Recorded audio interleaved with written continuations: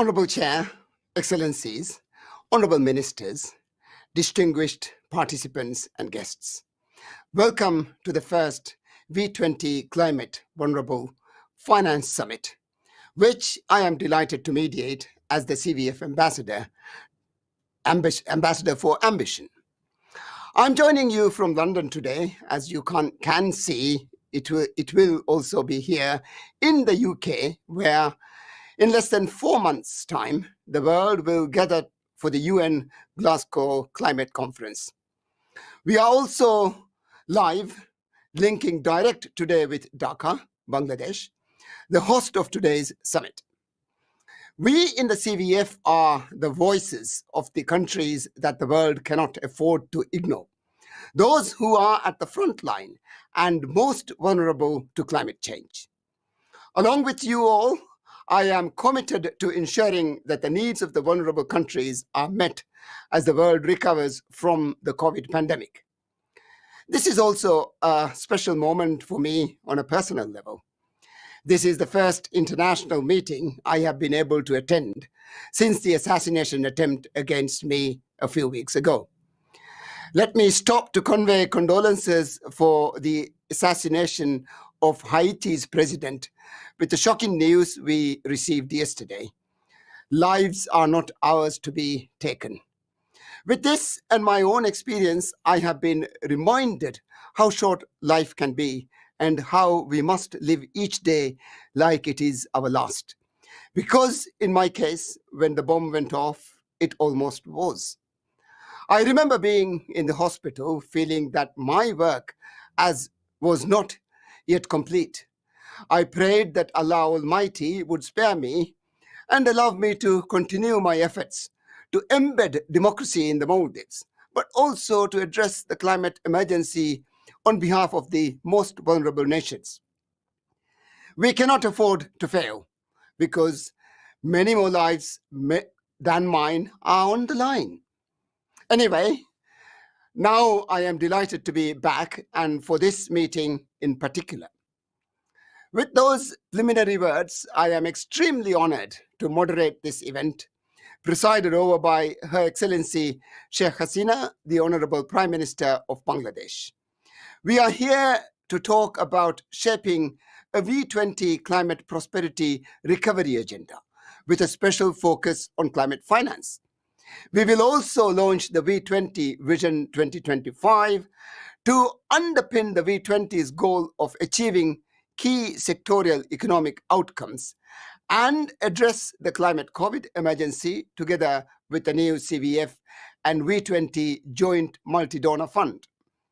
And finally, we will discuss climate prosperity plans.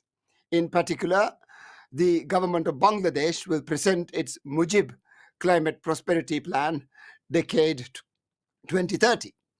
Let us proceed with our program. We will hear now from the CVF Chair, Prime Minister Sheikh Hasina, other leaders from V20 countries, as well as distinguished keynote speakers. So it is now my honor and pleasure to introduce Her Excellency Sheikh Hasina, the Honorable Prime Minister of Bangladesh. Prime Minister, the world has witnessed the immense strides Bangladesh has made under your leadership. You have been a dedicated campaigner fighting for climate justice for over a decade. Your commitment is underscored by your dedication of climate change as a planetary emergency. This is something we can all agree upon. In your second inaugural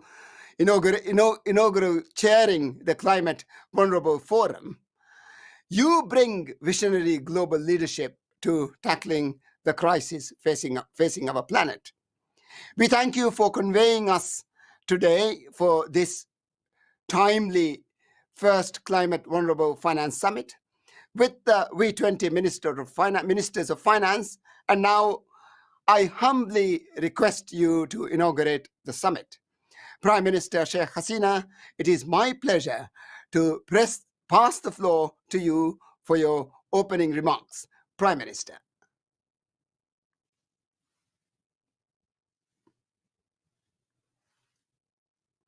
We can't hear the Prime Minister.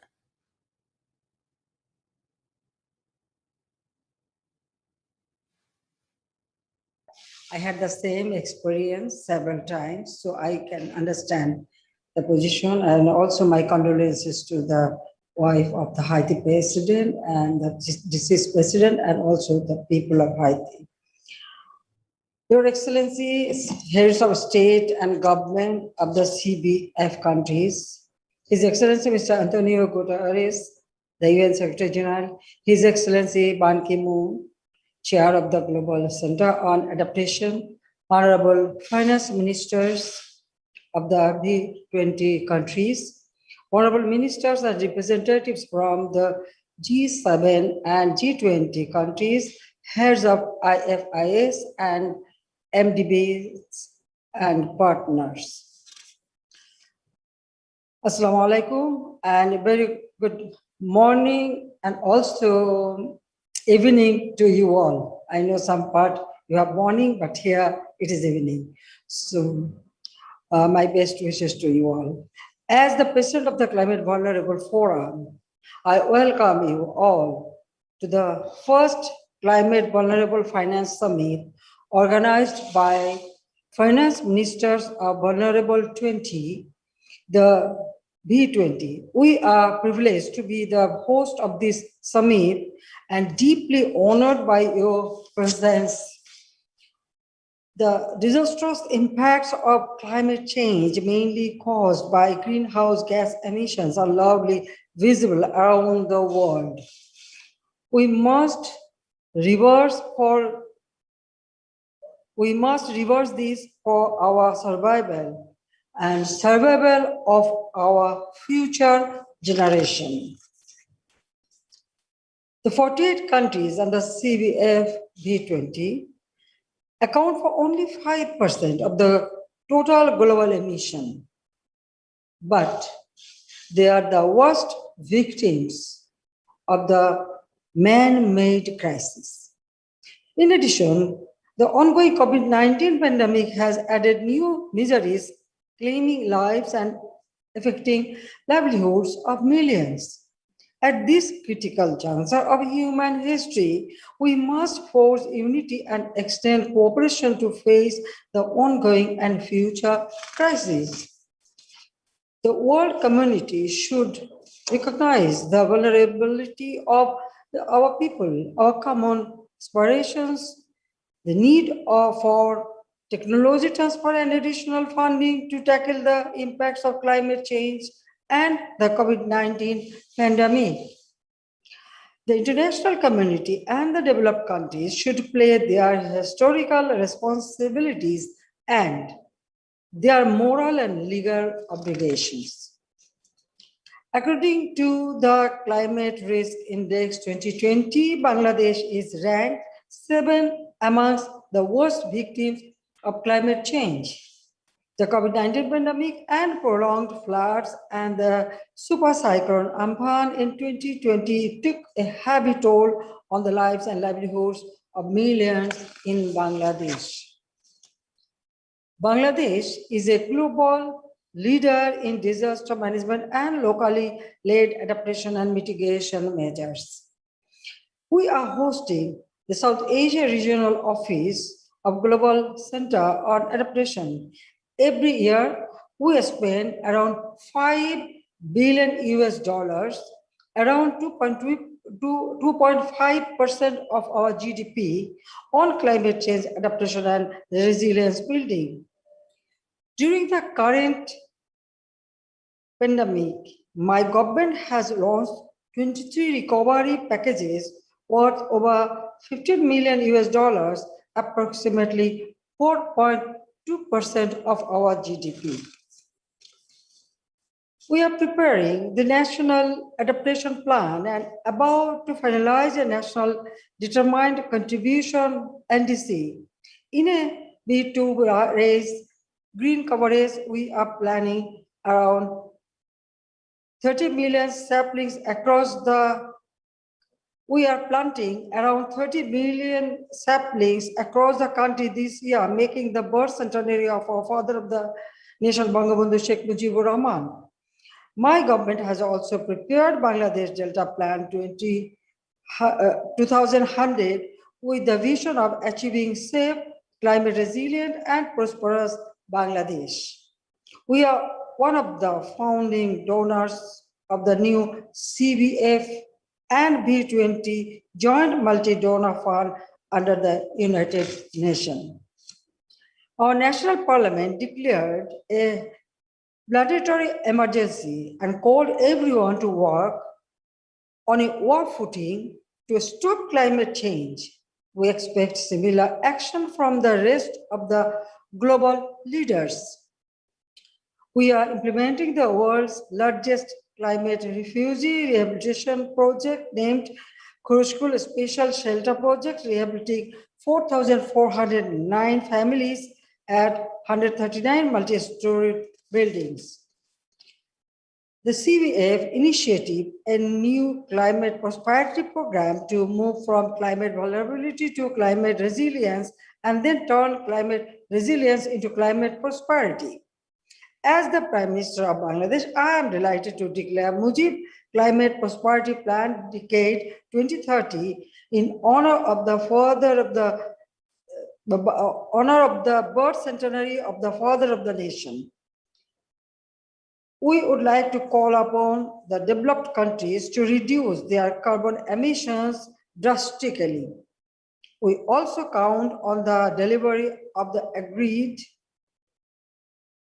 $100 billion per annum as climate finance.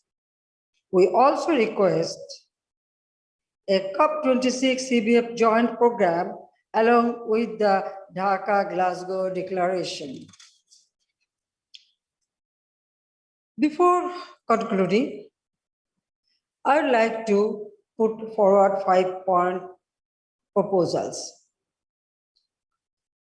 Number one, every country must pursue an ambitious target to curb greenhouse gas emissions to keep global temperature rise below 1.5 Celsius. Two, developed nations should facilitate the green recovery of the CBF-B20 countries. Dedicated support is required for reducing the cost of capital and encouraging private sector participation. Three, flow of funds must be predictable, balanced, innovative, and incremental.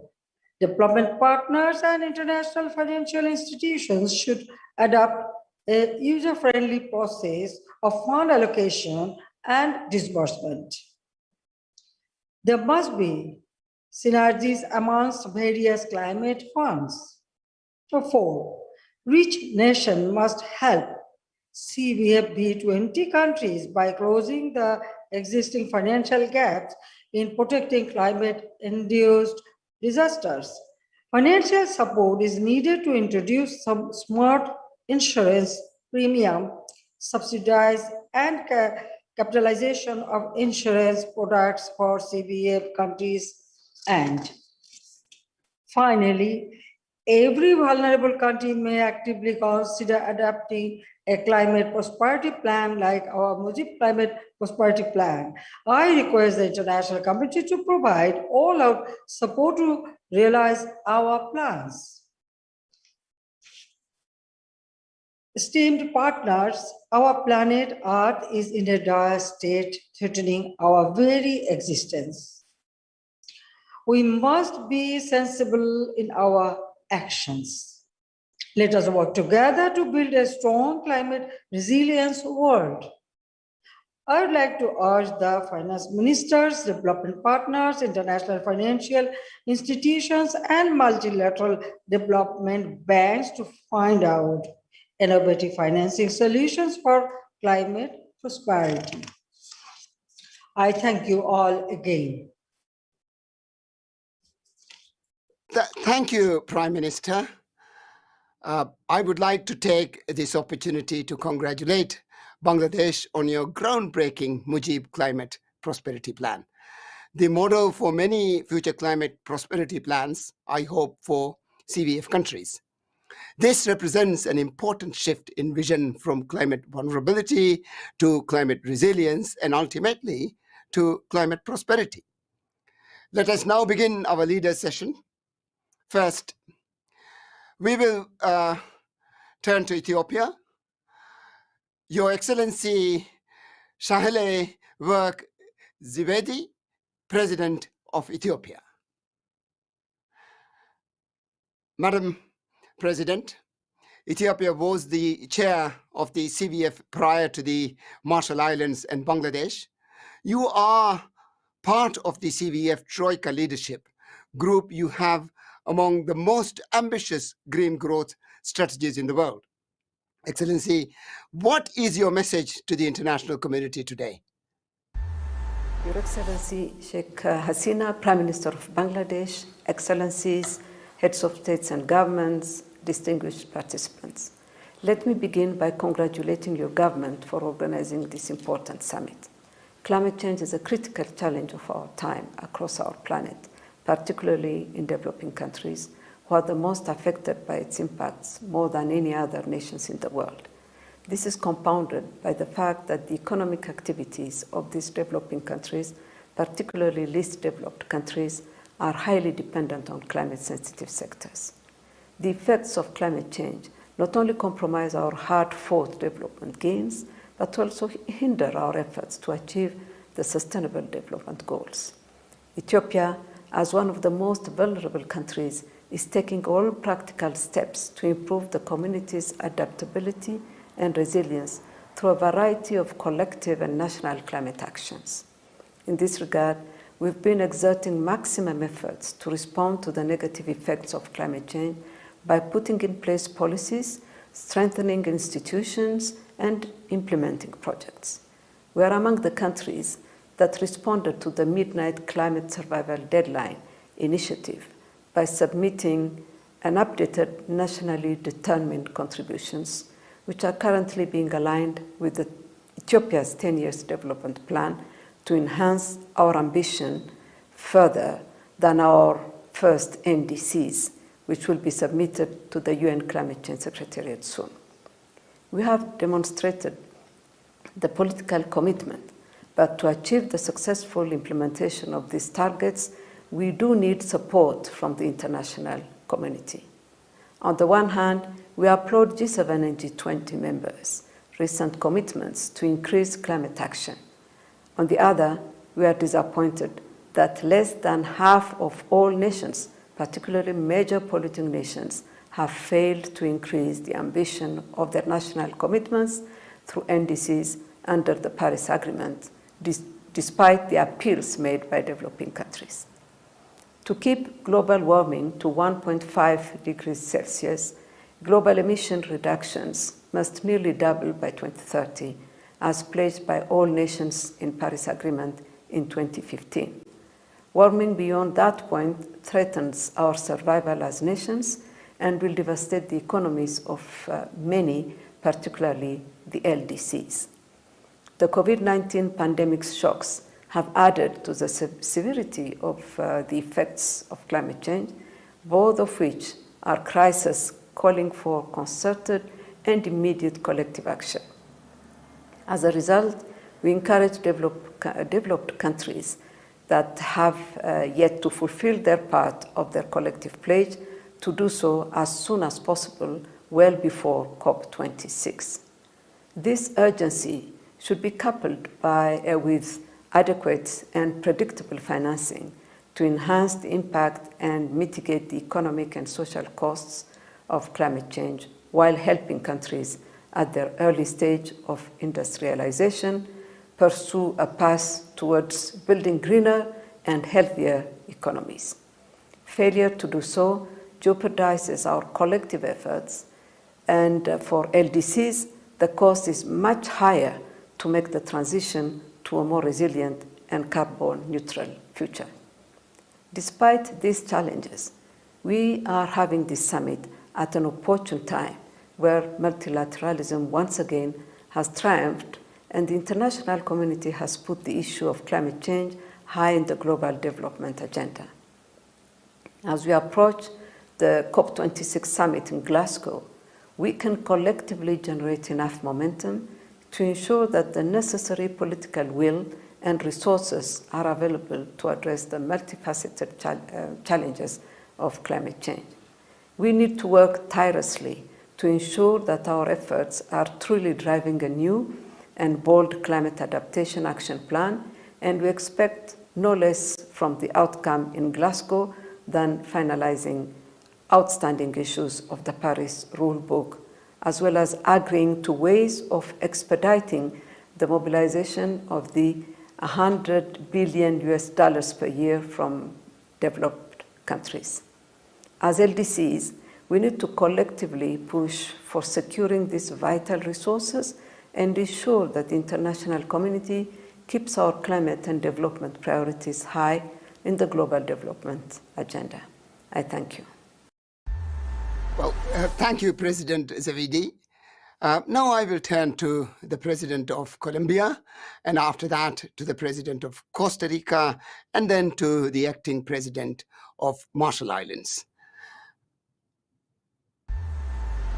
Despite being accountable for only 0.6% of global greenhouse gases emissions, Colombia is highly vulnerable to the adverse effects of climate change due to its geographical, economic, and biodiversity features. We are committed to act in a responsible manner to face this challenge, mitigating our greenhouse gases emissions and increasing our adaptation and resilience policies. Last December, we announced our updated national determined contribution under the Paris Agreement with a commitment to reducing our GHG emissions in 51% by 2030. We also committed to achieve carbon neutrality by 2050. Nonetheless, if GHG emissions keep rising and big emitters fail to curb their emissions, our territory will suffer the devastating effects of climate change.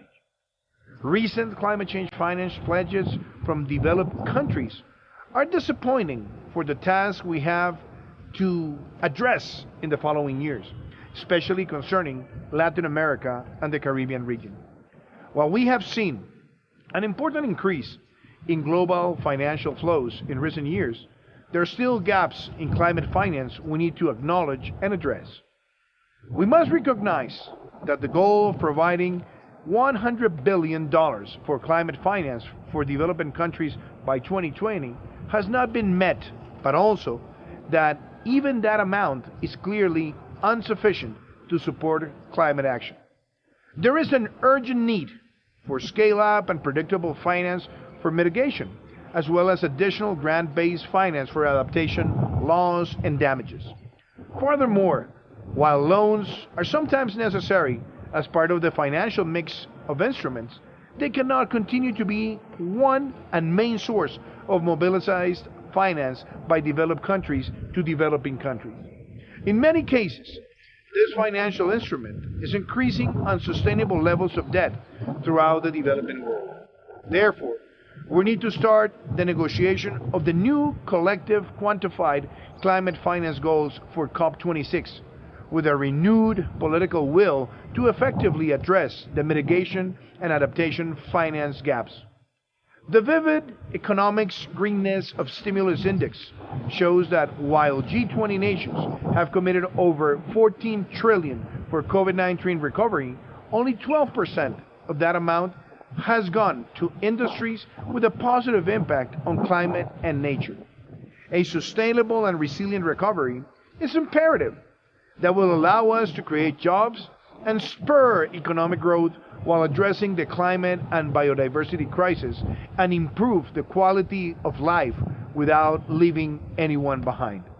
We are confident that the voices of those most vulnerable will be heard while gathered here today, and that together we will find common answers to the pressing global challenges that we are facing. Thank you so much. We must act boldly, and we must act now. Good day to everyone. Let me thank Prime Minister Sheikh Hasina for convening this summit as president of the Climate Vulnerable Finance Summit V20. As we all know, the climate crisis is already breaking havoc. Once-in-a-lifetime disasters are becoming annual catastrophes. Extreme weather events are striking more frequently, and vulnerable countries have little time to recover, much less to adapt for one debacle to another. Unfortunately, the poor quality, quantity, and accessibility of climate finance is not helping us, especially when it comes to adaptation. At this point, we don't think anyone can say that 100 billion a year is a fair response to the urgency that the climate crisis is demanding from us. Around 80% of the resources mobilized are loans, a modality which not only worsens our financial burden, but at the same time increases the climate vulnerability of developing countries. We need more grant-based finance, and starting in 2025, support must move from billions to trillions. Multilateral development banks and financial institutions must act accordingly. Climate vulnerable and financially stressed nations do not have the luxury of waiting 1, 2, or more years to access the limited funds that are available. Simpler and faster processes are urgent. If finance is to become an enabler of the transformations required to achieve the Paris Agreement goals, then no more than 6 months should pass between the submission of a project and the first delivery of funds. We call upon the financial sector to improve its processes, as well as the mechanisms and tools available to provide better financial support.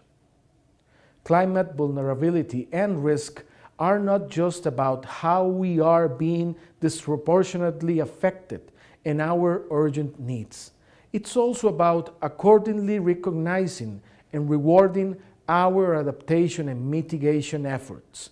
Yet, this has not received that much attention. Financial institutions and credit rating agencies should start to look closely on honest efforts for tackling climate change.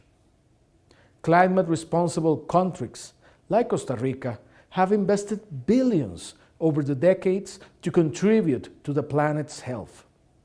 But our efforts remain undervalued and not sufficiently acknowledged.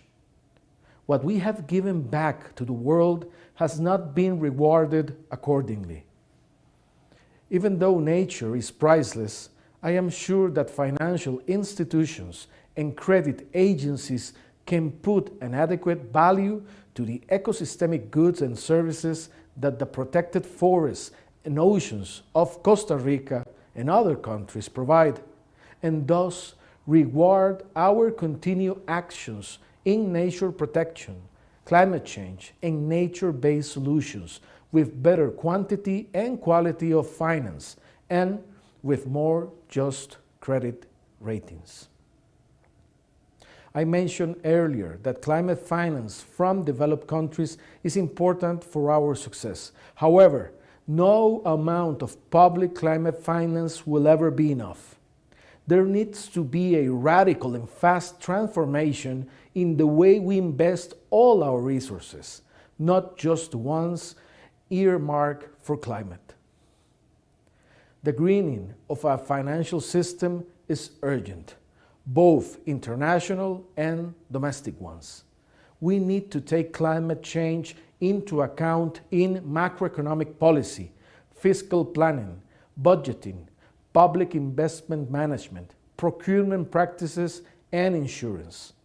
The policies and practices of export agencies, public investment funds, pension funds, national budgets, and expenditures should be made compatible with the three goals of the Paris Agreement.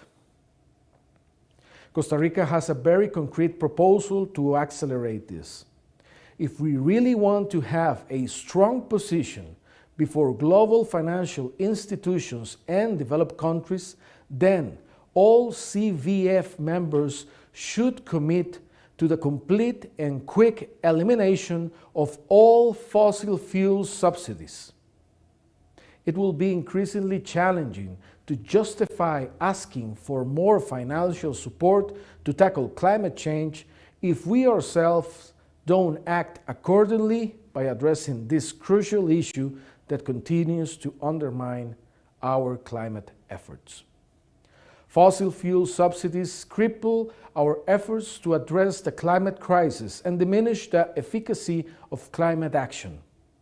They act against sustainability, are all inefficient, fiscally costly, and are often socially regressive, mainly benefiting higher income groups and failing to help the poor.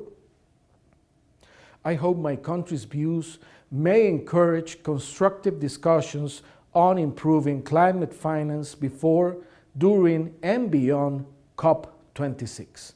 Thank you. Your Excellencies, ladies and gentlemen, warm greetings from the Marshall Islands. We give our thanks to Her Excellency Prime Minister Sheikh Hasina for hosting this important summit. Excellencies, the climate crisis is not in the faraway future. Rather, it is here and now. We in the Marshall Islands understand this firsthand. We've been consistent in our push for high-emitting nations to lower their emissions for many years. At COP21, we worked through Alliance of Small Island States, I-Ambition Coalition, and Climate Vulnerable Forum to secure the 1.5-degree goal in the Paris Agreement. You may also be aware that RMI, in partnership with the Solomon Islands, have submitted the first sector-wide shipping levy in the world. At least half of the revenue would go to a special fund to meet the needs of the most climate vulnerable. However, we must move forward toward implementation and preparing for impacts now. The Marshall Islands was the first small island developing state to submit an adaptation communication to the UNFCCC and is underway in developing our national adaptation plan.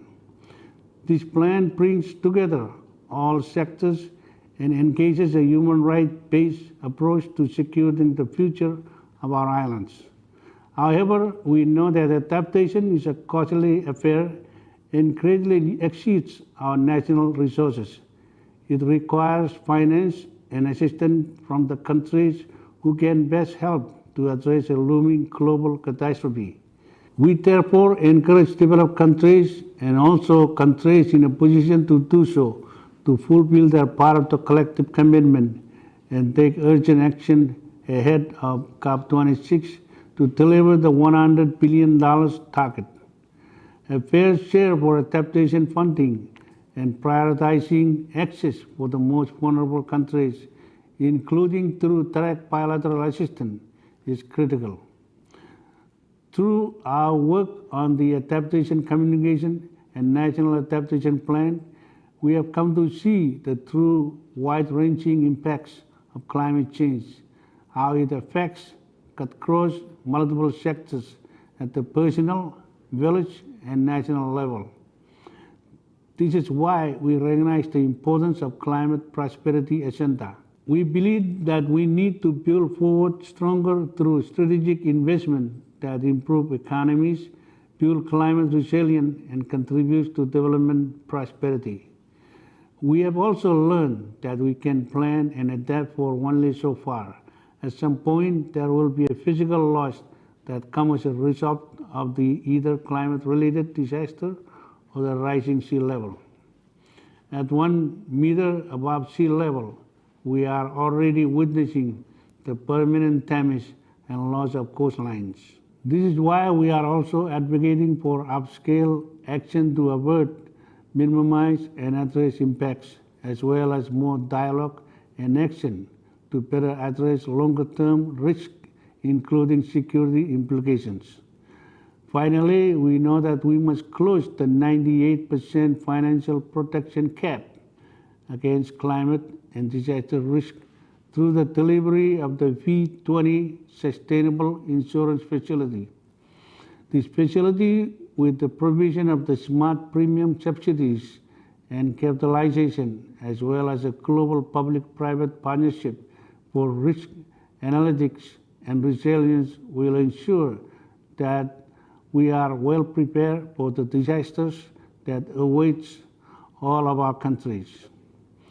Excellencies, we believe that it is possible to secure the future of our islands and all vulnerable countries and communities around the world.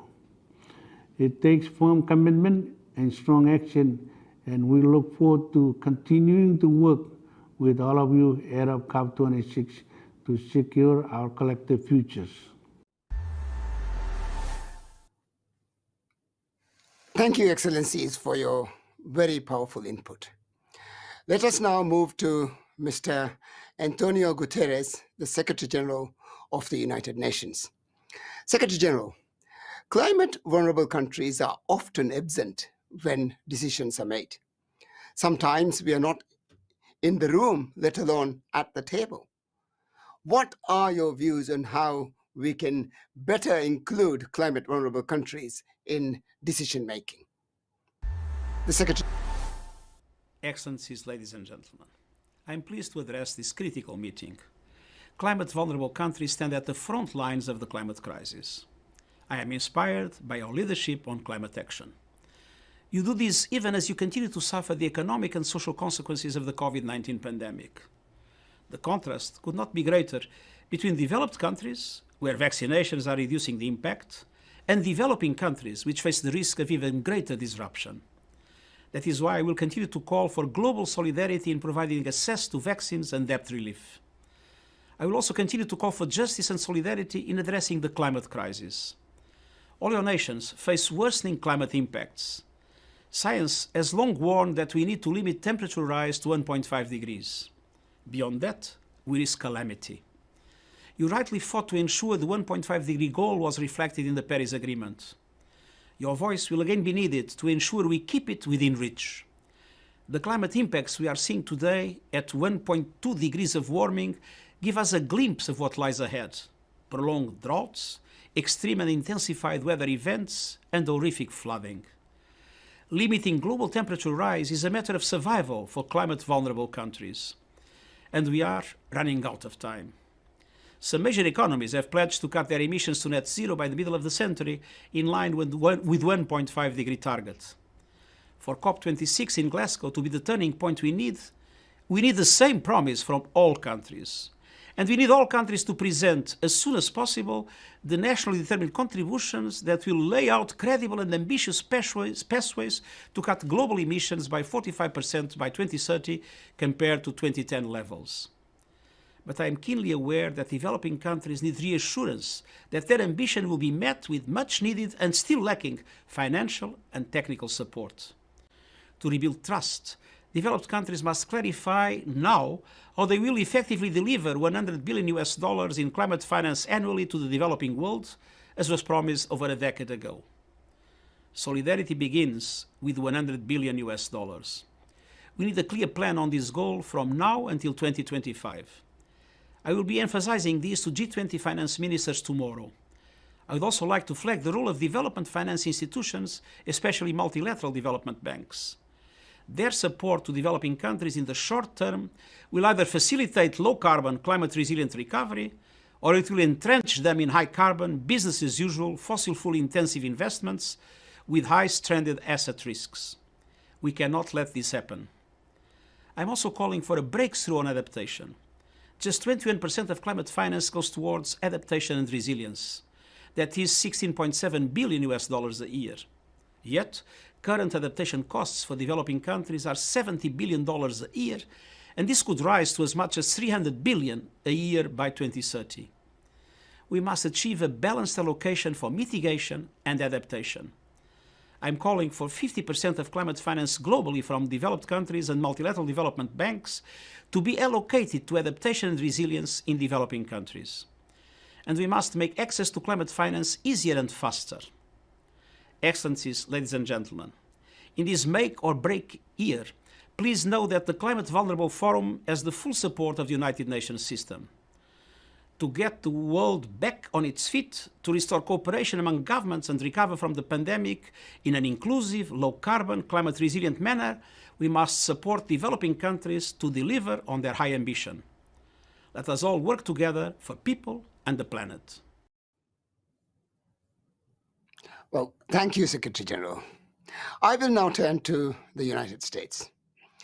Your Excellency, Secretary John Kerry, the United States Special Presidential Envoy for Climate. I am so glad you can join us live today. I must thank you first, Secretary Kerry, on a personal note, for playing such an instrumental role in helping secure my release from prison in the Maldives back in January 2016. I remember being taken from my prison cell, put on a boat, and arriving at the airport island. Almost as soon as I got off the boat, my brother handed me a phone and said, "It's the US Secretary of State." But I must also thank you, Secretary Kerry, on behalf of the CVF. You played a vital role in bringing the world together to sign the Paris Agreement. And we very much welcome the United States back to the Paris Agreement under the leadership of President Biden. Excellency, what message would you like to share with us today? Well, my first message, Mr. President / Speaker, is that we're all glad that you are safe and sound, and we're all very sorry that you had to go through the terrible challenge that you did. I enjoyed my conversation with you earlier this morning, too. We have a lot of work to do. Madam Prime Minister, Sheikh Hasina, thank you so much for hosting this very important summit. And thank you also for the courtesies you showed me a little while ago when I visited Bangladesh. And we appreciate enormously the commitments you have made and the leadership that you offer. As you all know, President Biden is a breath of fresh air compared to what we went through in the last 4 years. And he is deeply committed to seeing that the climate crisis is dealt with the appropriate responses, with the necessary responses. And I can tell you with assurance that fighting the climate crisis is a top priority of the Biden administration. And it began with his appointment, effectively pulling me out of retirement and putting me back into this fight in order to try to help coordinate our efforts as we move towards Glasgow. It is also why President Biden, within hours of being sworn in as president, signed the appropriate papers to put the United States back into the Paris Agreement. And it is why we submitted a new nationally determined contribution, which meets the urgency of the challenge. We are planning, and we are in the throes of already doing the things necessary to cut our emissions by 50 to 52% from 2005 levels by 2030. And we are on track with that to keep the 1.5 degrees alive. I will also say to you that I'm very pleased that with the summit that we held in April, that we brought 55% of global GDP made a commitment to try to keep the 1.5 degrees. And that includes the United States, Canada, Japan, the UK, EU, and a number of other friends. And when you add them up, it equals 55% of global GDP.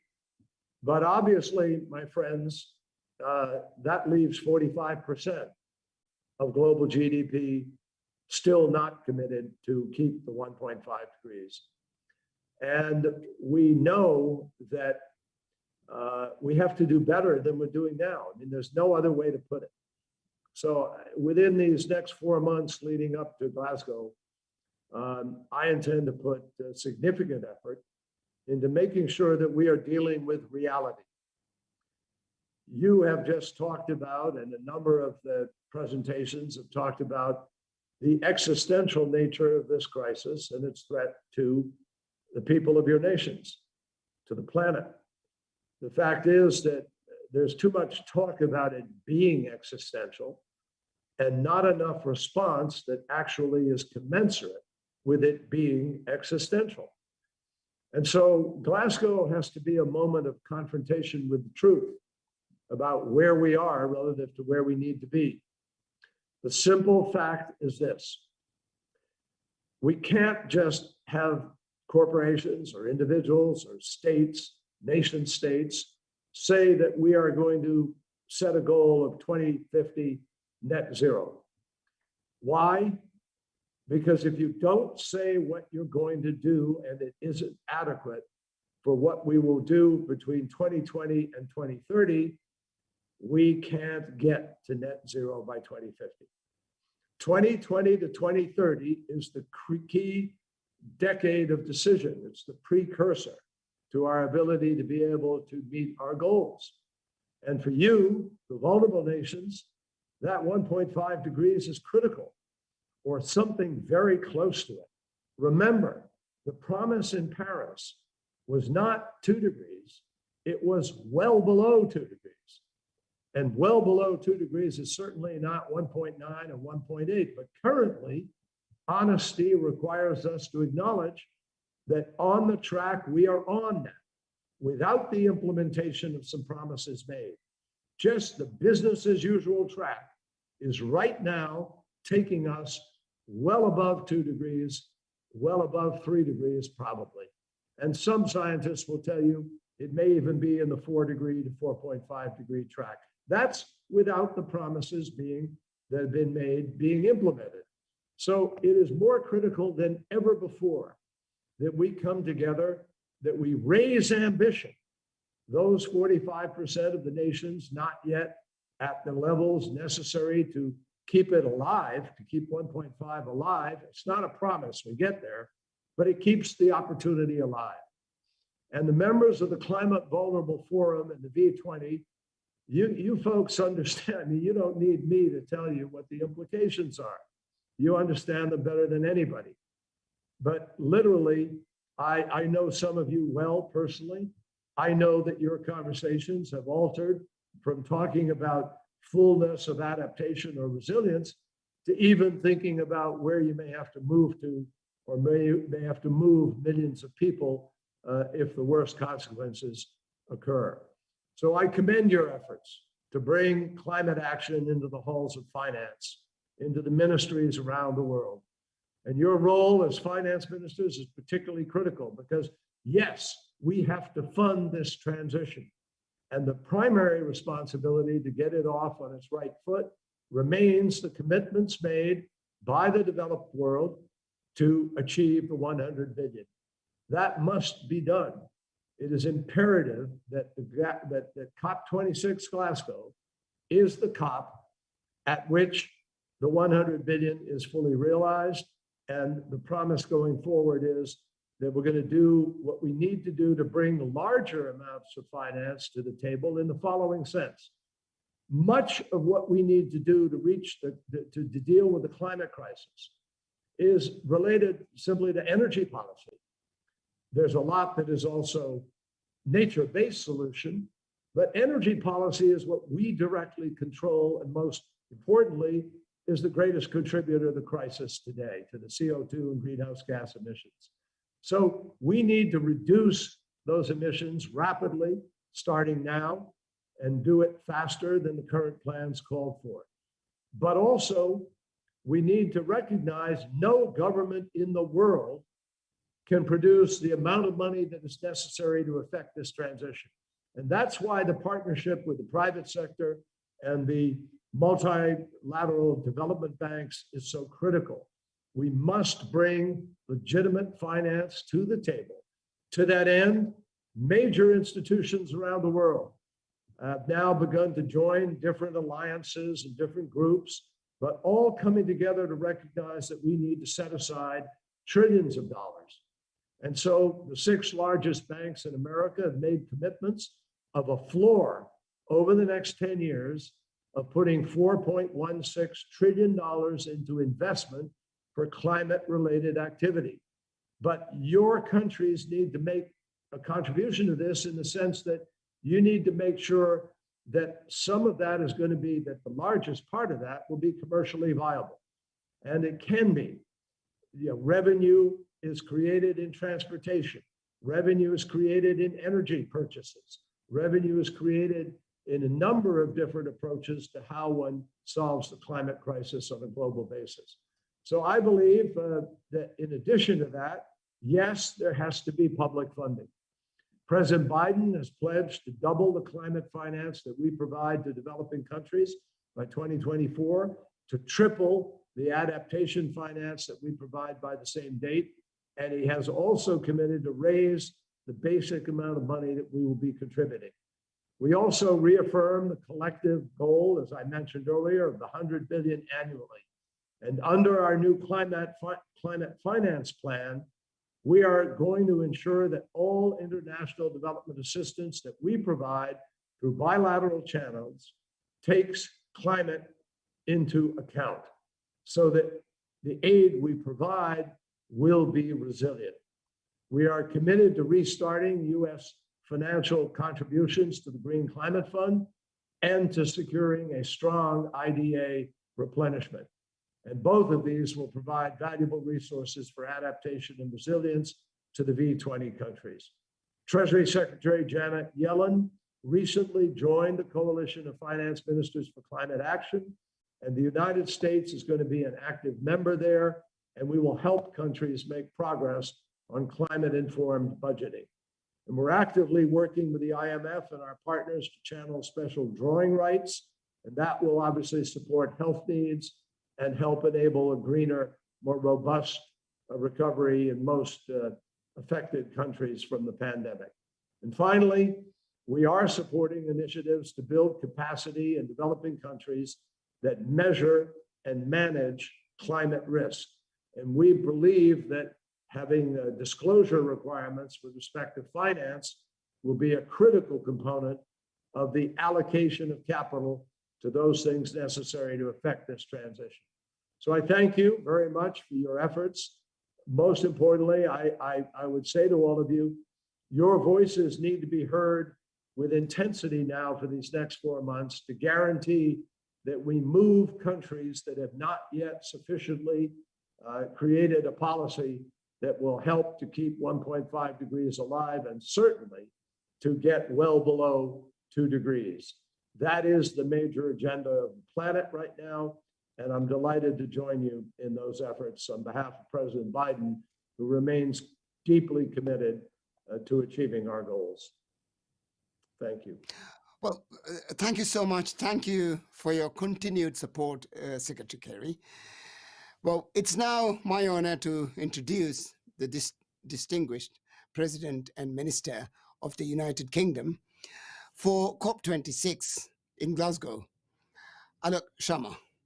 Minister Sharma, COP26 is one of the most anticipated global gatherings for the future of our planet, and the most important UN meeting on the climate since the 2015 Paris Conference.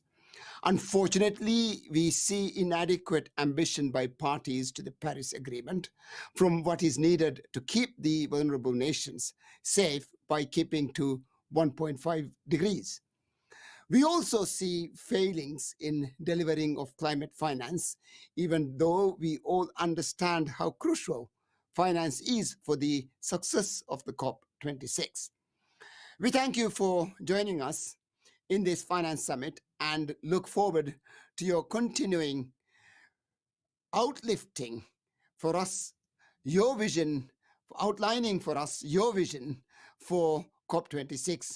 Excellency, we have met before while I was in government. You were the Foreign Office Minister for South Asia. We've had many conversations on the subject. Just before you, we had Secretary Kerry, has so much grip on the subject, understands the matter so well, and I'm sure you do as well. As we move to COP26, Excellency, please talk to us. You have the floor.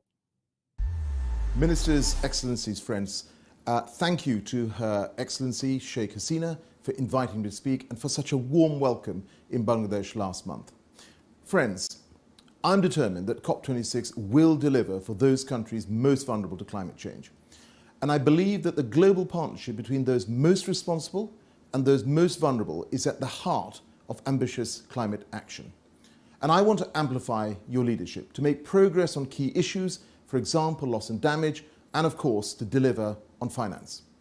Because whether it is adapting to protecting ourselves from the impacts of climate change or reducing emissions to keep 1.5 alive, we need finance to flow at scale.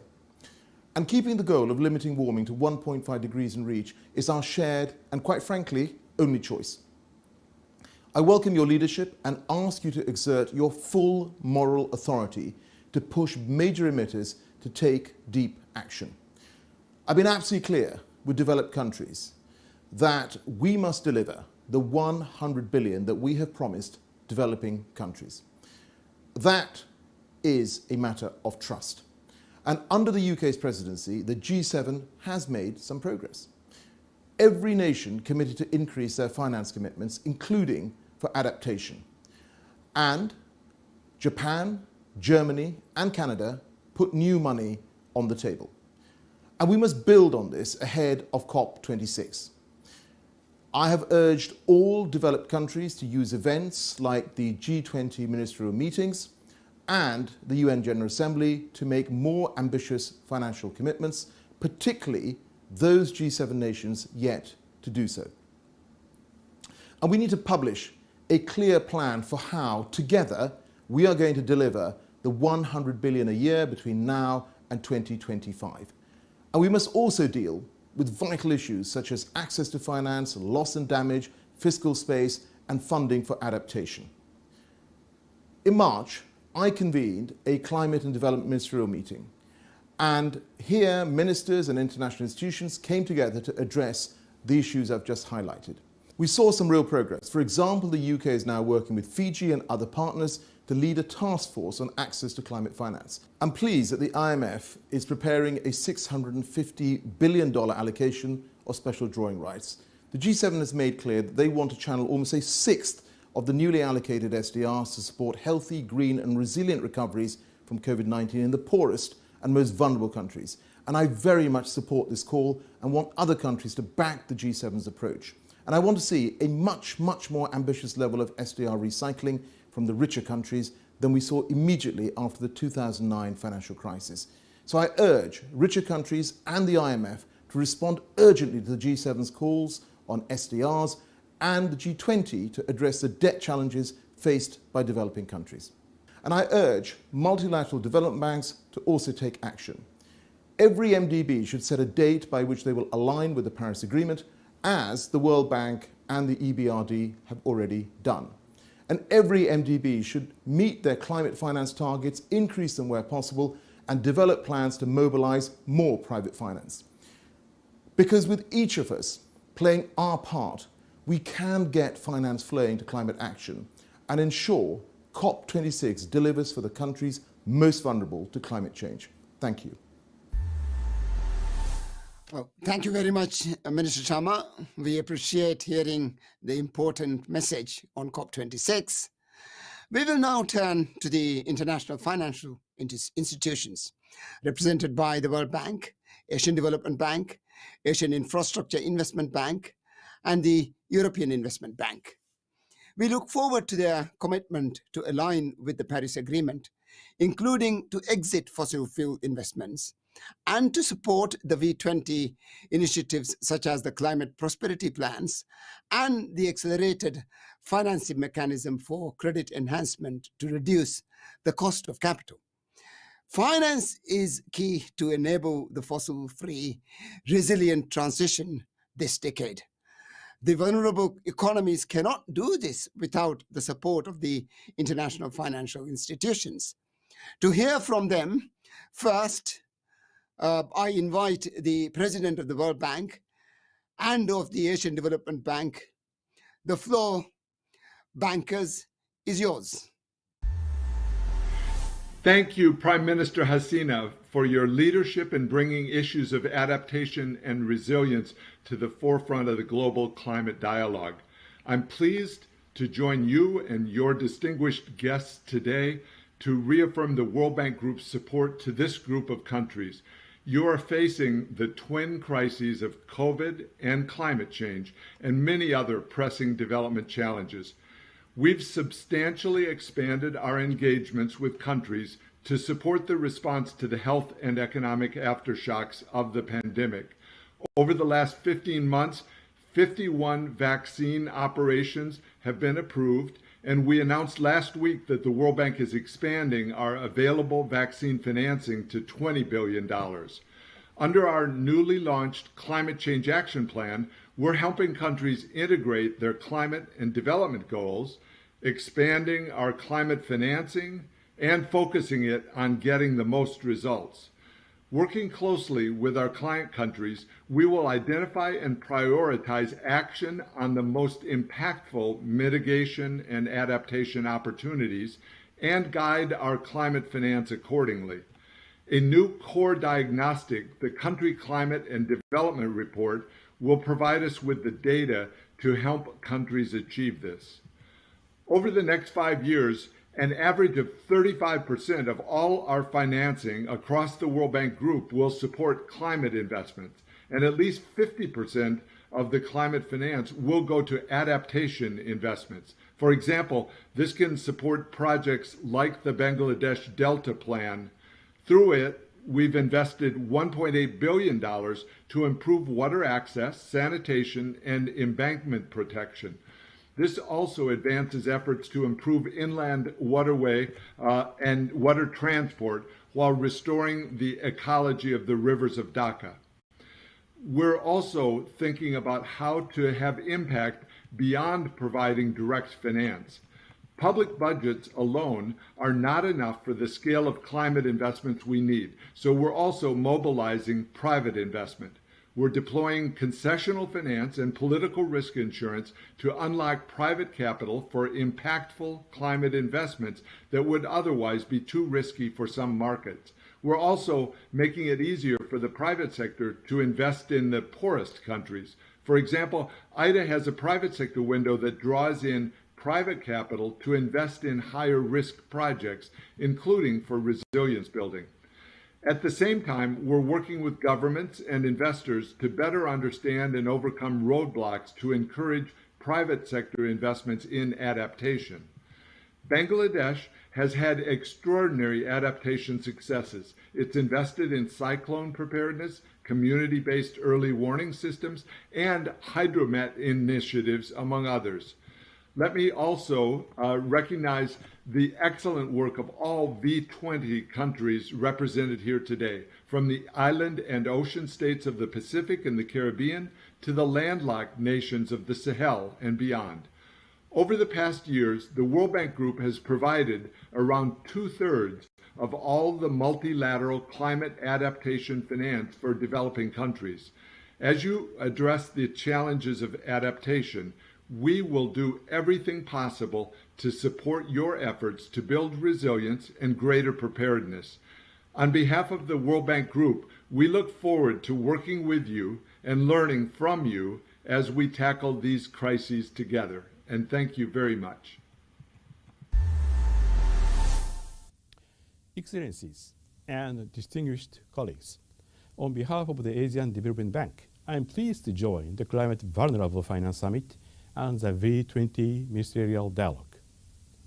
Let me congratulate Her Excellency Prime Minister Sheikh Hasina on her leadership of the V20 agenda. Let me also congratulate the people of Bangladesh on the country's 50 years of independence. Bangladesh has made impressive socio-economic progress in recent decades. As a highly vulnerable nation, Bangladesh has also taken giant strides in disaster risk management, focusing on risk reduction and improved disaster preparedness, thereby building resilience. ADB is proud to be associated with the country's development journey and we remain committed to supporting Bangladesh as it strives to become a developed nation by 2041. Today, I would like to highlight two ideas. First, we need to tackle the dual challenge of recovering from the pandemic and getting back on track to achieve sustainable development goals in a coordinated manner. With a clear vision, countries can use the recovery as an opportunity to drive investments and behavioral changes to make their economies and societies more low carbon, resilient, and equitable. ADB has been supporting our developing member countries, or DMCs, to effectively address this dual challenge. For example, while ADB's commitment reached a record high of $31.6 billion in 2020, about half of this supported the effort of our DMCs to achieve their long-term development agendas. I want to emphasize that ADB remains committed to supporting our DMCs in their efforts to achieve a sustainable, resilient, and inclusive recovery. Second, we have to raise the ambition to tackle climate change and build climate and disaster resilience. ADB will make every effort in achieving our climate financing goal, providing at least $80 billion from 2019 to 2030 cumulatively. As our region is expected to recover from the pandemic, I have also called for significantly scaling up of ADB's investments in adaptation and resilience, targeting cumulative financing of $9 billion between 2019 and 2024. ADB is partnering with countries in the region not only to enable the implementation of their nationally determined contributions, but also to ensure that our own operations are aligned with the Paris Agreement.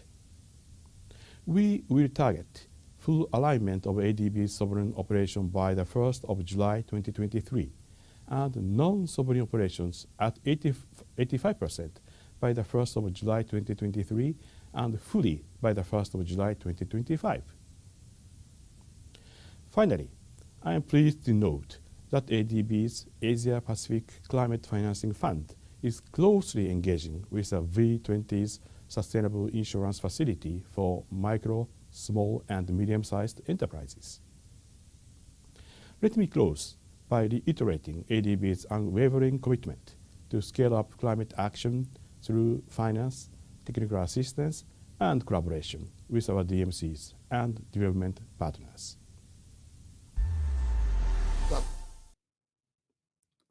Thank you, President Malpass and President Asakawa. It is now my pleasure to invite President Jin of the Asian Infrastructure Investment Bank for his remarks. AIIB, you have the floor. Your Excellency Prime Minister Haseena, ladies and gentlemen, good afternoon. On behalf of Asian Infrastructure Investment Bank, I'm delighted to have the opportunity to address the first Climate Vulnerables Finance Summit. This is an excellent opportunity to engage on urgent matters ahead of COP26, including climate change adaptation and mitigation, achieving a green recovery from the COVID-19 pandemic, and global and regional economic and financial cooperation. Climate change is undoubtedly the greatest challenge facing the world today. Climate-fueled disasters have killed 475,000 people over 20 years. And the total financial losses from climate change are estimated at $2.5 trillion.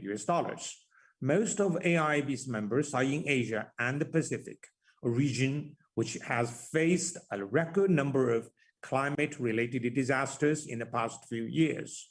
When we are faced with such a colossal global challenges, it's crucial that the international community work together to come up with sustainable solutions.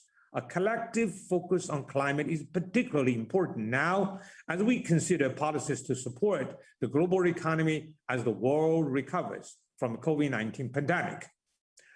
The 2030 Agenda for Sustainable Development, the 17 Sustainable Development Goals, provide us a roadmap and effective benchmarks for this ambitious change. Equally important is the vision of achieving net carbon neutrality and 100% renewable energy production by 2050, espoused by the Paris Agreement and Climate Vulnerable Forum. In AIIB's corporate strategy for banks in the next 10 years, we have set ourselves an ambitious target of ensuring at least 50% of our approved portfolio will be dedicated to climate finances by 2025. We're well on our way to achieving this goal through active investment in the fields of climate mitigation and adaptation, with climate finance amounting to 41% of approved financing in 2020. To date, AIIB has financed on average around 900 megawatts of renewable energy capacity per year, supporting the low carbon energy transition, including a 216 megawatt hydropower project in Nepal. The bank has also been moving forward with its adaptation efforts. The climate resilience features incorporated into design of Sirhat Tamabil Road project in Bangladesh is a good illustration of how AIIB is climate proofing its projects. The CVF is doing a crucial job bringing together its 48 member countries across Asia, Africa, the Caribbean, Latin America, and the Pacific. Many of these countries are also our members. We see alignment between the Climate Prosperity Plan program developed by the Forum and the four thematic priorities guiding our bank's investments, namely green infrastructure, connectivity, and regional cooperation, technology enabling infrastructure, and private capital mobilization. Our bank looks forward to working closely with CVF and other partners to finance climate resilient infrastructure for tomorrow. Our bank is committed to continuing to support climate adaptation and mitigation efforts, and it is important to make sure that such projects are affordable for low-income countries.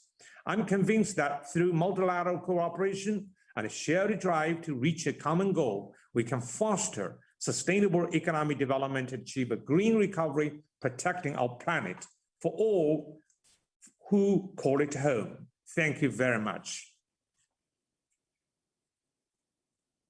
Well, thank you, President Jin. I am now pleased to pass the floor to the European Investment Bank. Excellencies, colleagues and friends, it is an honor to address the Vulnerable 20. Let me thank Prime Minister Sheikh Hasina and the government of Bangladesh for giving me the opportunity to address this distinguished forum. It is inspiring and encouraging to see the Vulnerable 20 addressing the challenges of COVID-19 and climate change. Inspiring because you understand better than anyone the challenges faced and you are showing the world the costs of inertia. Encouraging because, thanks to your commitment, the global coalition against climate change is stronger, more informed, and more inclusive. The V20, currently led by Bangladesh, is right in demanding the mobilization of public and private finance for climate action, an ambition which speaks to the heart of the European climate agenda.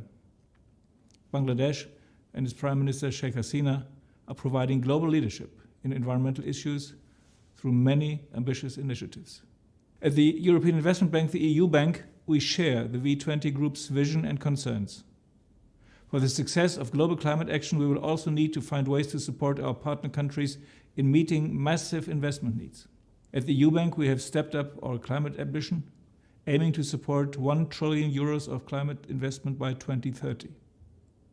We adopt an integrated approach to combating health, economic, and climate crises in all continents, whether the project is in water and sanitation, agriculture, or innovative energy and transport solutions leading to reduced emissions.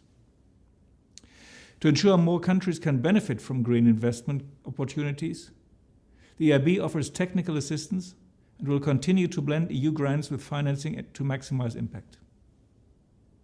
Ladies and gentlemen, today's tools are not enough to solve the challenges we face. The recovery must be innovation-driven everywhere. Climate, innovation, development. These are inseparable parts of one debate.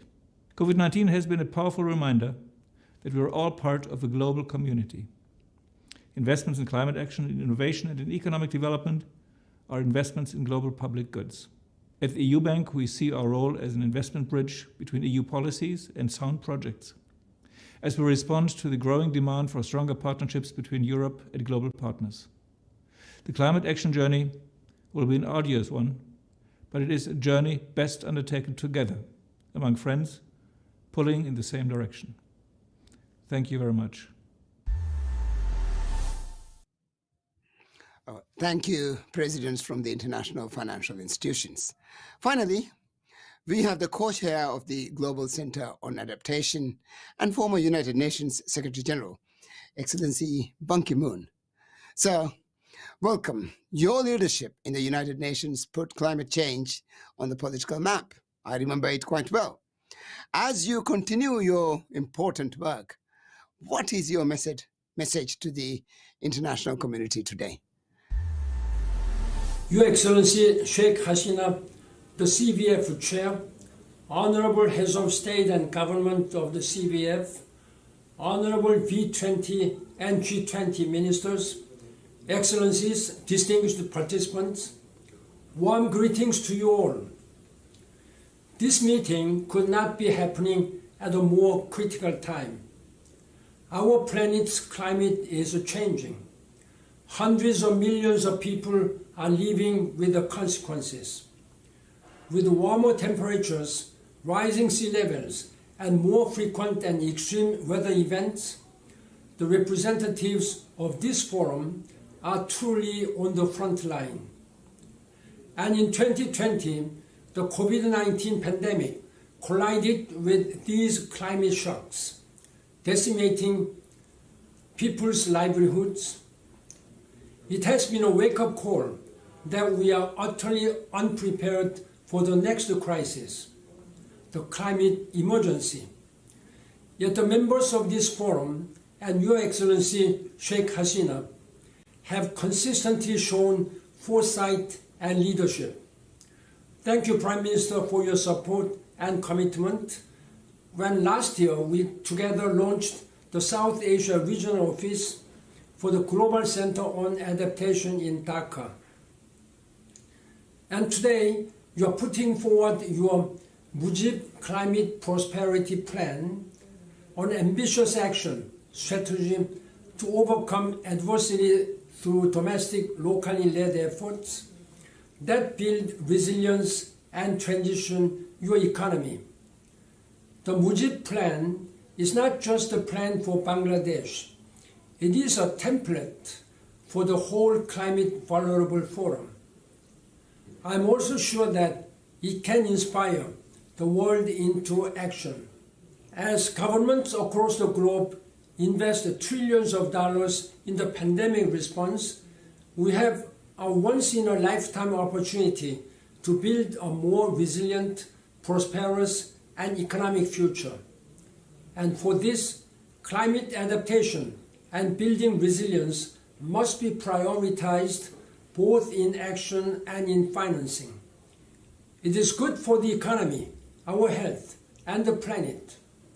The world needs to deliver on the $100 billion annual funding goal for developing countries, including balanced support for adaptation.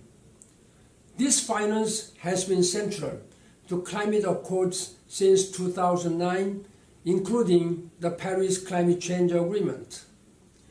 Global cooperation and action will suffer without a clear pathway to its delivery prior to COP26. That is why I am pleased that the Global Center on Adaptation under CEO Professor Patrick Verkooyen is working with the African Development Bank on the Africa Adaptation Acceleration Program. The program is mobilizing $25 billion to accelerate climate change adaptation actions across Africa. We are already halfway there thanks to the financial commitment from the African Development Bank under the leadership of President Adesina.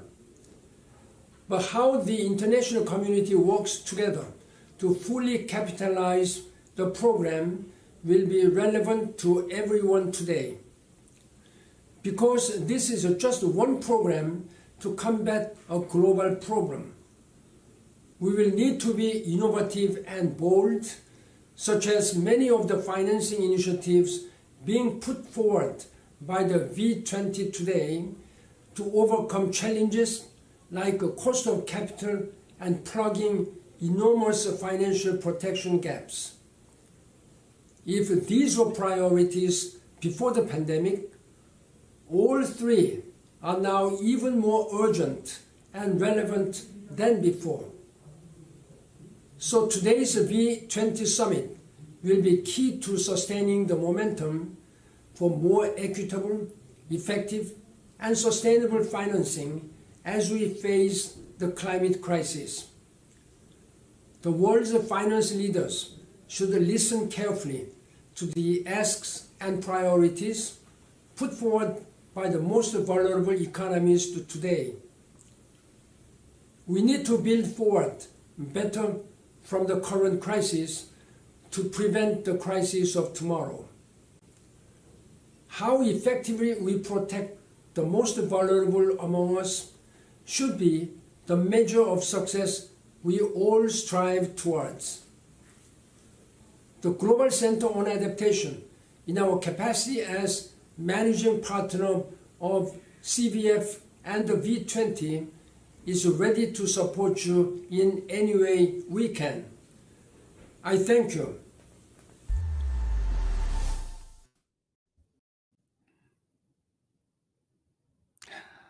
Thank you for your message, Mr. Bond. This brings us to the close of our leaders event. Before we end and hand over to the finance ministers, I would like to pass the floor back to you, Excellency Prime Minister Sheikh Hasina, for some final remarks. Thank you. Thank you very much. Excellency, we are at the end of the opening session of the first V20 Climate Vulnerable Finance Summit. I would like to thank you all, especially who spoke this summit, for your valuable words. I hope that in the V20 ministerial dialogue, delegates and experts will engage in constructive discussion to find out new innovative financing solutions. The recommendations you have made today heralded a ray of hope to overcome the challenges of climate change. We are confident that we can save our planet and build a future that is better than today. Let me conclude this meeting on that positive note. I thank you all again. Thank you once again, Prime Minister.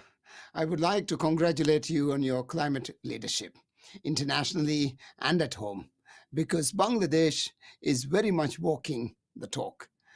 With the Mujib Climate Prosperity Plan, we have a clear roadmap for how your country will be one of the strongest emerging economies, reaching middle income status on the pathway to net zero at the same time, to have the cake and to eat it. This is a vision we all share. And as I said earlier, I look forward to the other CVF countries announcing their own climate prosperity plans. Our collective task now is translating words into action. And we can agree that the finance is the critical element. So this is the perfect time to hand over to the finance minister for the next section of this meeting.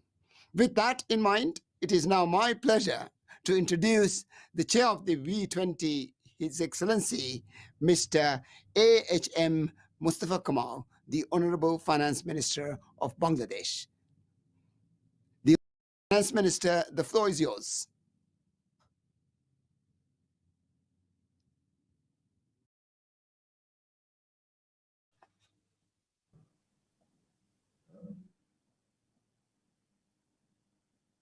Representatives from G7 and G20 countries, heads of international financial institutions, multilateral development banks, and partners, Excellencies, ladies and gentlemen, a very good evening to you all. At the very outset, I humbly remember with profound tribute our father of the nation, Bangabandhu Sheikh Mujibur Rahman, who founded our beautiful Bangladesh. Distinguished friends, it is a great honor and privilege for me to welcome you all from around the world, the iconic personalities of the world, working for the cause of humanity, for the cause of saving this beautiful planet world. We are connected here with a noble objective to make a way out of the adverse impacts of the climate changes. We know the current threats of the extinction of human civilization due to climate changes is not due to climate changes, which is not an issue of a single country, rather a global concern. We should raise our voice to involve all concerned for firm commitment to preserve this beautiful planet world for our future generation at a state better than we received it from our ancestors. Ladies and gentlemen, we are very privileged to get connected with the CBF chair, our Honorable Prime Minister, the legend of our current generation and architect of modern Bangladesh, Our Excellency Sheikh Hasina. Considering the seriousness of the issue, she is always very keen on the climate change. Climate financing is also always in our priority policy agenda. Having successfully implemented the Bangladesh Climate Change Strategy and Action Plan, Bangladesh has now developed a national decadal plan for 2030, titled Mujib Climate Prosperity Plan, named by the name of our father of the nation, Bangabandhu Sheikh Mujibur Rahman. This plan envisages to help mobilize resources for the implementation of a new pathway to secure lower climate impacts as far as possible. We are also implementing a Delta Plan 2100 to ensure long-term economic growth and environmental sustainability. My dear friends, I am in line with the statement of the Honorable Prime Minister of Bangladesh, Our Excellency Sheikh Hasina, concerning the commitment of the developed nations to provide $100 billion towards the goal of global sustainability every year from 2020. However, the committed amount is yet to be disbursed. Very unfortunate. Honorable Prime Minister Sheikh Hasina's initiatives for climate issues are now internationally recognized. She has been honored with the United Nations Champions of the Earth Award in 2015 for her all-out initiatives to address climate change impairment issues.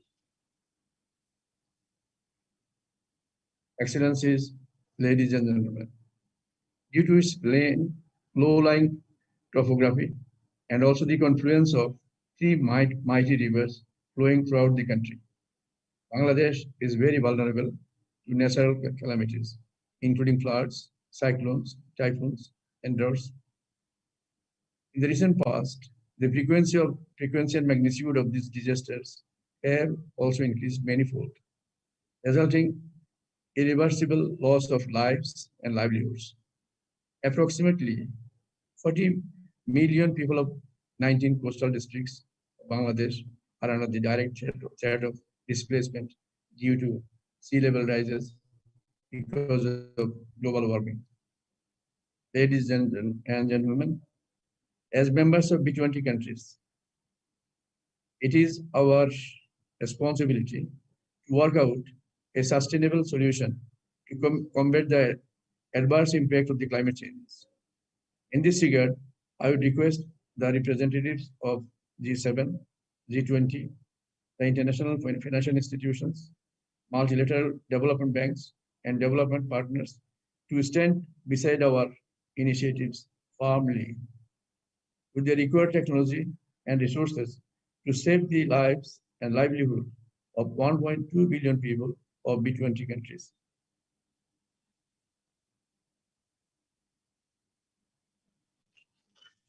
My dear friends, before concluding, let me give you an overview of our today's program structure. As per the program schedule, now Ms. Fatima Yasmin, Secretary to our Economic Relations Division, will present the report of our senior officials. After that, Planetary Recovery and Prosperity session will be introduced by His Excellency Mr. Mohammad Shahabuddin, Honorable Minister for Environment, Forestry and Climate Change of the People's Republic of Bangladesh. Thereafter, V20 Vision and Work session will be introduced by His Excellency Dr. A.K. Abdul Momen, Honorable Minister for Foreign Affairs, People's Republic of Bangladesh. Finally, ladies and gentlemen, Mr. Abdul Kalam Azad, Special Envoy to the CBF Presidency, will close today's 7th Ministerial Dialogue. Thank you very much. May Allah bless us all. Thanks a lot. Thank you very much, Honorable Finance Minister and Chair of V20. This is Fatima Yasmin, Secretary, Economic Relations Division, Ministry of Finance, Government of Bangladesh. Assalamu alaikum and a very good evening. Since we have participants from many different time zones, let me say good afternoon and good morning to you as well. It is my distinct privilege to present the reports of the V20 senior officials meetings in the 7th Ministerial Dialogue of V20. The V20 senior officials convened multiple times in 2020 and 2021 and have been pleased with the progress achieved so far. We have agreed on a body of documents which we respectfully submit herewith to the ministerial body this evening. Together with the report, the documents have been circulated ahead of today's meeting. Allow me to provide a brief of these documents before you. First and foremost, the draft decision we are proposing for your consideration today, encompassing the key business terms of the V20 under consideration. Second, the written report of senior officials meetings of 16 December 2020 and 23rd March 2021 and its annexes towards the continual development of the V20 initiatives. The updated V20 work plan, including the initiative of the accelerated financing mechanism to pare down the cost of capital and the sustainable insurance facility for improved financial protection, is the third one. The fourth, the V20 Vision 2025 with 7 specific action areas for the most vulnerable economies in securing prosperity while responding to climate change. Fifth, the new Climate Prosperity Program and an example of the first of this initiative, the Mujib Climate Prosperity Plan, named in the honor of the father of the nation of Bangladesh. Sixth, the V20 Climate Prosperity Recovery Agenda to ensure systematic consideration of climate risk, and in parallel for exploring special financial support options for climate frontliner economies.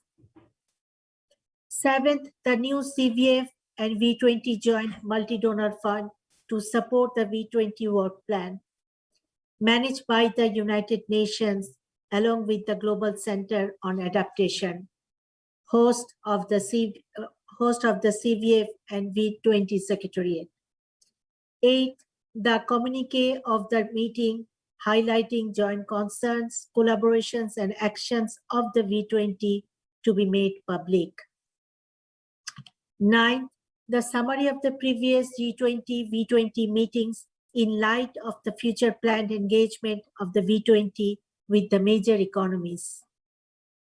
Finally, it is expected that the V20 would reconvene in April 2022 for the 8th V20 Ministerial Dialogue, while members may collaborate actively throughout the year. With that, Honorable Chair, this represents in short the outcome of the work of the V20 senior officials. I thank distinguished ministers, delegates, and all of you for your kind attention and for your due consideration of our report, the draft decision, and related items already circulated for adoption today. I would now like to introduce Dr. Nahid Rashid from the Economic Relations Division to moderate today's ministerial. It's been my real pleasure to have been able to speak to this august audience, and I thank you all once again. Over to you, Nahid.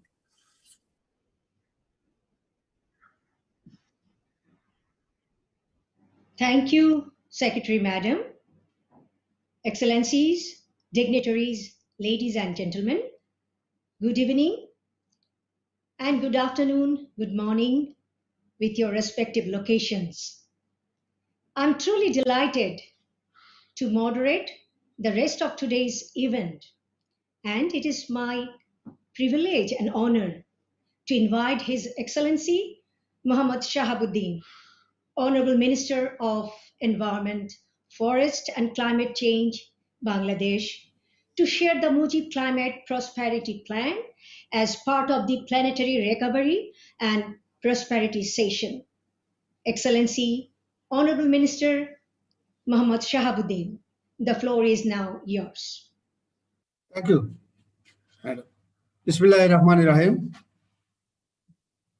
Honorable Chair, Excellencies, ladies and gentlemen, Assalamu alaikum, and very good evening to you all. It is my pleasure to present the Mujib Climate Prosperity Plan in the Planetary Recovery and Prosperity session of the B20 Ministerial Dialogue 7. You are aware that the CBF B20 presidency of Bangladesh put forward the idea of developing prosperity plans which would enable its member countries to attain prosperity by weathering climate vulnerability through resilience and green development. In line with the vision, Bangladesh has formulated the Mujib Climate Prosperity Plan, MCPP, named after the father of the nation, Bangabandhu Sheikh Mujibur Rahman, commemorating his birth centenary. The initiatives taken by the Honorable Prime Minister, Her Excellency Sheikh Hasina, as the chair of the Climate Vulnerable Forum, CBF presidency, has played a crucial role in tackling the impacts of the climate change. Indeed, our Honorable Prime Minister, exemplary leadership on the Mujib Climate Resilience and Prosperity Plan is being lauded nationally and across various global platforms. The MSPP recognizes the indomitable spirit of the Bengalis installed in them by the father of the nation during the epic struggle for freedom. It is an ambitious agenda for action taken under the leadership of Prime Minister Sheikh Hasina, who is a strong proponent of climate action based technical and financial support for adaptation, resilience, low carbon pathway, and loss and damage. We put forward this plan to respond to the growing needs of the economics highly vulnerable to climate change.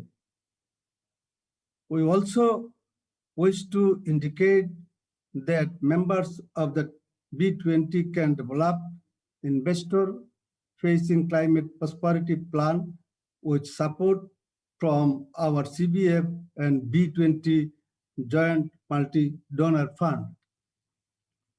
The plan set out here today ensure that the climate-related risks and opportunities are fully understood and reflected in the decision that public and private actors make. We have started ways to improve policy and investment decisions and how we implement solutions.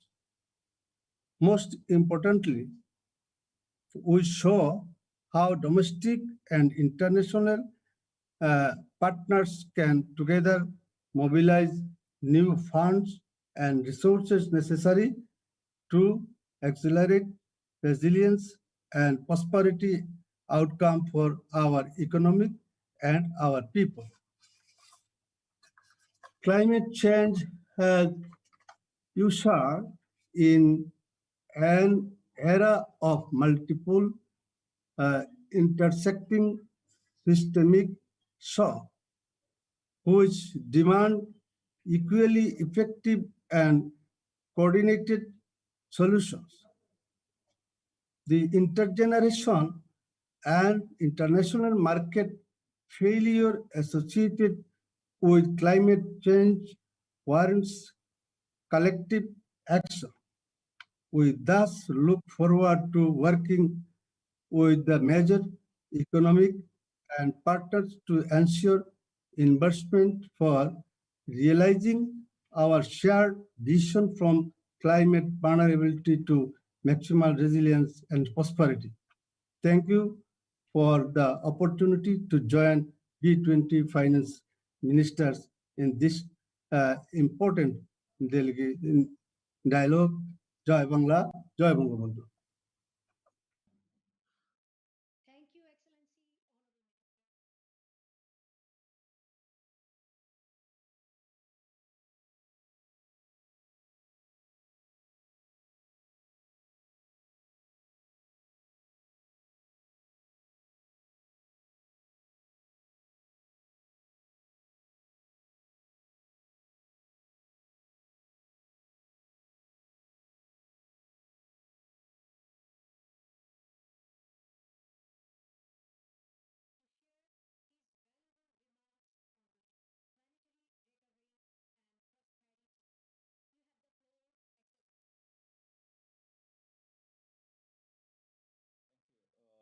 Bismillahirrahmanirrahim.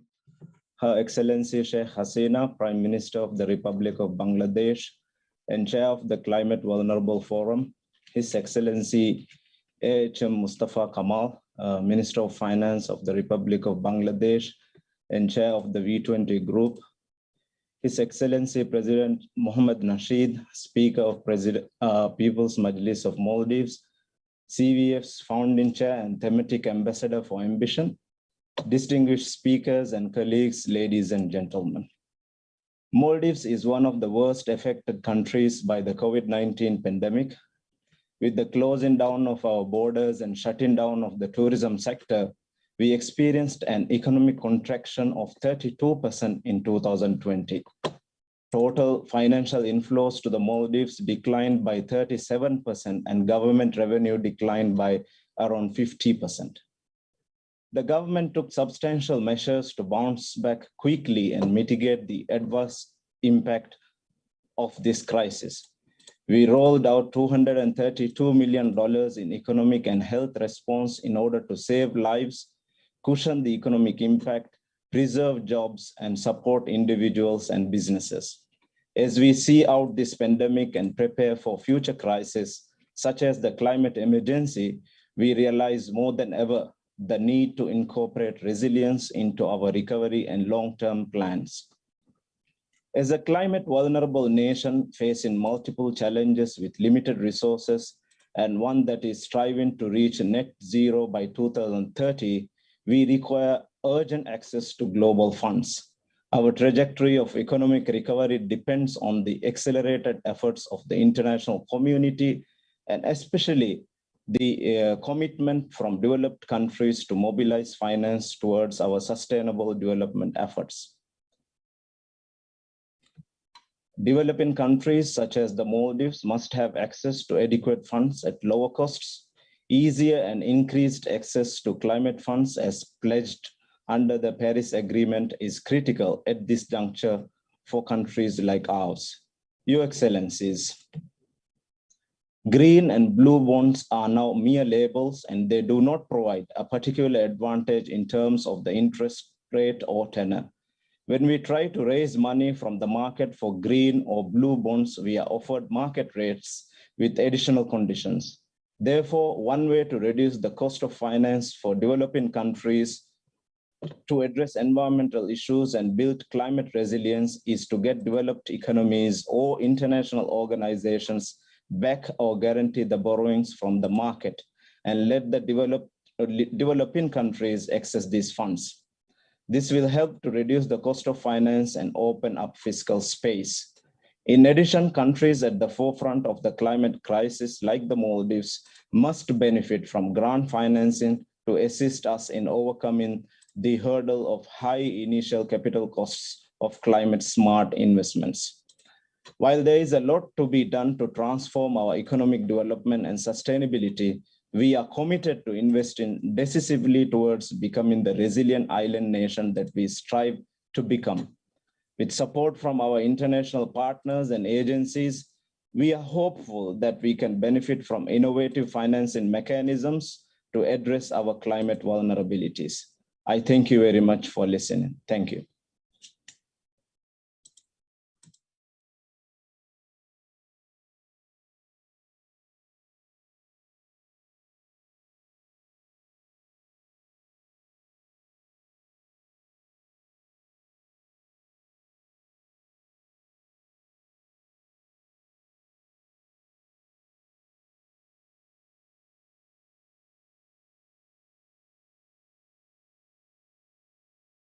German. Warm greetings from His Majesty the King and the Royal Government of Bhutan. As we convene this inaugural Climate Vulnerable Finance Summit, let me first congratulate the Government of the People's Republic of Bangladesh for your leadership in the Climate Vulnerable Forum, and particularly Honorable A.H.M. Mustafa Kamal